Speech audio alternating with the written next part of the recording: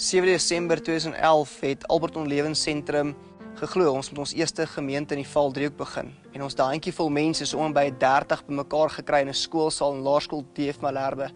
En min het ons geweet dat teen einde Januarie sal daai gemeente nie meer regtig kon gepas het binne die laerskoolsaal nie. En ons moes dadelik begin soek het vir 'n ander plek om die kerk te kan hou. Ons getrek na die E&E sentrum toe van Emerald en daar aangaan met ons dienste. En binne 'n jaar se tyd het die behoefte ontstaan dat ons eie fasiliteit begin kry. Ons begin soek na 'n stuk grond, 'n geskikte grond waar ons 'n gemeente kan vestig en plant. En teen die helfte van die markprys het ons 'n stuk grond bekom.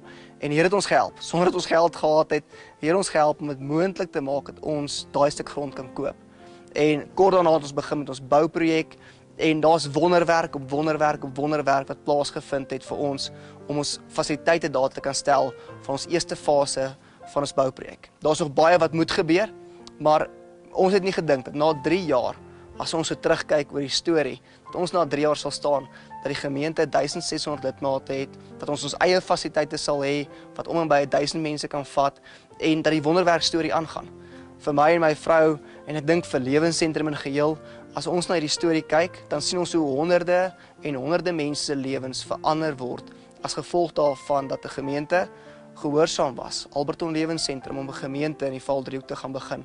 En vandag wil ek eintlik net kom en ek glo ook Lewensentrum kom en dankie sê vir die Here. Dankie vir sy genade, dankie vir sy guns, dankie vir die wonderwerk dat hy 30 mense gevat en 1600 lidmate gemaak het in 'n tydperk van 3 jaar. Dankie daarvoor, Here. Ons waardeer dit en Here help ons om gehoorsaam te wees aan U en dat U wil hê ons moet doen nog verder in hierdie gemeenskap.